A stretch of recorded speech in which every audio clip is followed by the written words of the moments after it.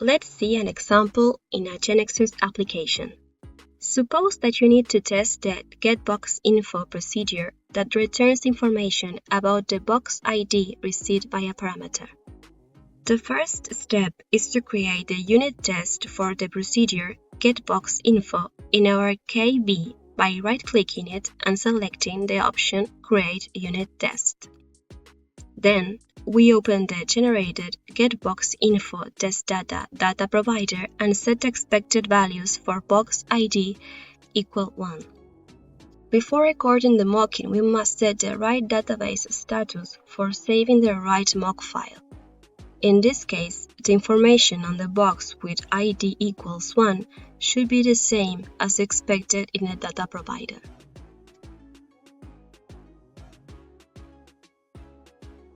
You can set the database status through the application interface or through database scripts. In this case, we have checked the database status through the interface and it is right. When we verify the right database status, we can record the mocking data for the test.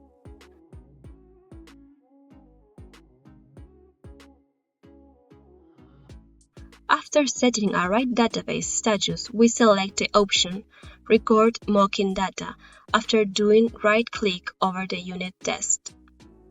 This operation runs the unit test and saves the database sentences in a KB file. You can see the database sentences quantities and the mock file name in the GxTest tab of the GxTest output.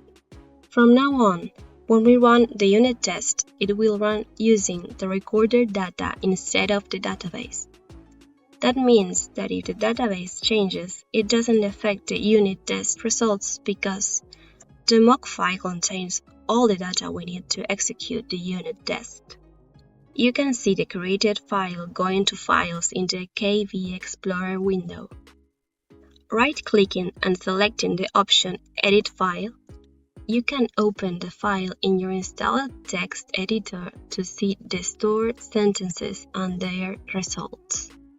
If you open the file, you can find a JSON structure with the database sentences. During the recording, the database sentences are stored in order is relevant, so it is expected that the test will run the same sentences in the same order that was recorded. Consequently, if over time the table navigations change or database sentences are different, mocking data will need to be modified or recorded again.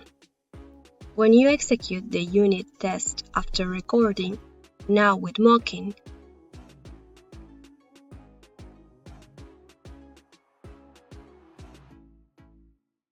you can see in the output a message that shows how many sentences were loaded from mock file. In case the test needs data that was not saved during the recording stage, the sentence will be redirected to the real database instead. A warning message will be displayed in these cases.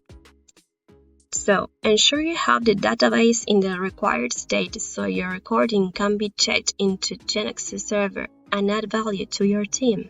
Note that the unit test properties were updated. The test has the mock data property in true and file with the name of the recorded file. Finally, you can commit the unit test and the mock file to execute using the file in other environments and not have to set the database each time to execute the test over the procedure that you need to test.